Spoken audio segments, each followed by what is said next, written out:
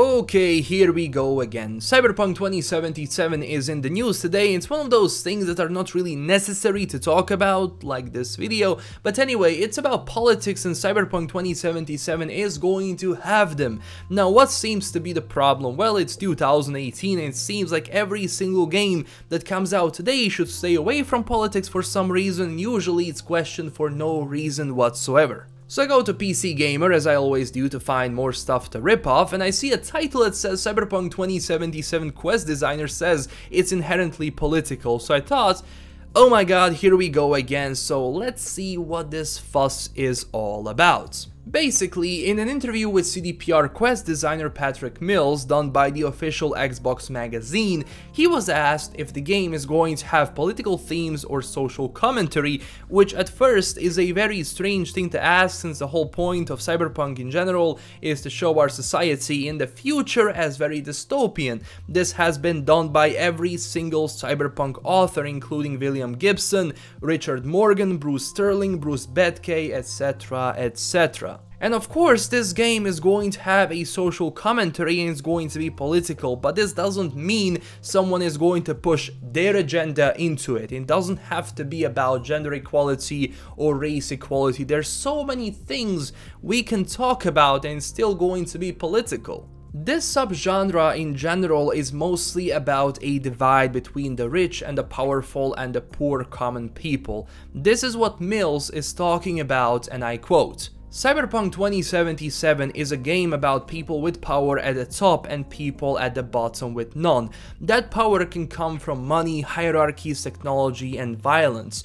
The original Cyberpunk 2020 setting, like the setting of The Witcher stories, was a complex critique of the author's world, and we don't shy away from that in our games. And I think it's one of the things that sets us apart. Cyberpunk is an inherently political genre, and it's an inherently a political franchise." This might sound rough, but it's true. Same as the Witcher Cyberpunk universe that Mike Pondsmith created is a social commentary. It's what we're going to become if we let corporations and technology run our lives. I mean, even today we somewhat live in that society. We are bound to technology. You have the rich getting richer and the poor, well, you know where I'm going with this. And yes, The Witcher is really political, going from the fight between humans and non-humans, where the entire conflict is based around fear that ignites hatred, and then you have people on both sides doing stupid things that only provoke more hatred. And even though it seems illogical, for them there is nothing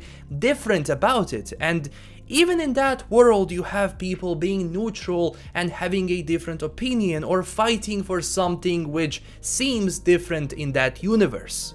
People need to understand that it's okay for everyone to have an opinion, it doesn't have to be right or wrong. Even what I'm saying right now is an opinion of mine, and maybe you agree with it, maybe you don't, but you can always say what you want in the comments below. Same as this, Night City is a commentary on our society, and politics have to be there. It's a living city, a living universe, a living organism. It's just that politics are done in a different way, but they're not different than the ones we have today. It's just we talk more about it as we did before.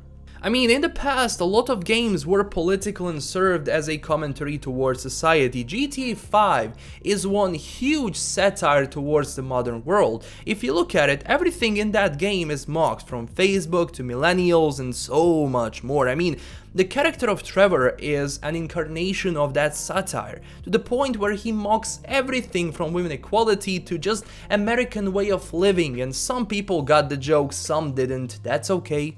But generally, a lot of games you played are political, from Fallout to Elder Scrolls, The Witcher, Assassin's Creed. I mean, I can go on forever. If you look at it, the conflict in Skyrim, for example, it's a civil war, and you get to choose which side you're going to pick. So it's nothing new and honestly nothing to worry about. And basically in Skyrim, even though you can choose both sides, there is no right or wrong. There is this gray area, and you have to think to yourself, okay, which side is going to benefit me the most?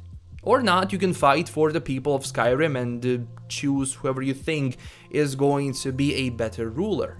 So chill out and wait for the game, because at the end of the day that is only one of the things a game has. There's so many more things to talk about than this, like first person perspective, which Cyberpunk is going to have. It seems like the dust hasn't settled yet about that, and honestly I really don't have a stand about it yet. I didn't see the gameplay, so I can't judge until I see something, but I do understand a decision to go first person. I talked with Mike Pondsmith about it, I listened to various interviews and opinions from people that saw the gameplay, and most of them were happy with what they have seen, so it kinda eases my mind a bit, and I will make my final decision once I actually start playing the game. Before that, there is no point in me telling you what's right or wrong. You have to make that decision for yourself. That is why it's hard to review things, especially games. You will always offend someone, you have to live with it. So let's cut this story short. I really don't want to do these negative Cyberpunk videos. I love doing positive Cyberpunk videos, but news is news and I gotta eat, so there it is. But anyway, I don't want this to end here. Tell me down below what you think about this. I am really interested to hear what you have to say. This is LKM signing out. Smash that like and subscribe button if you enjoy this and want to stay updated with latest news about Cyberpunk 2077. And stay classy, everyone. Bye bye.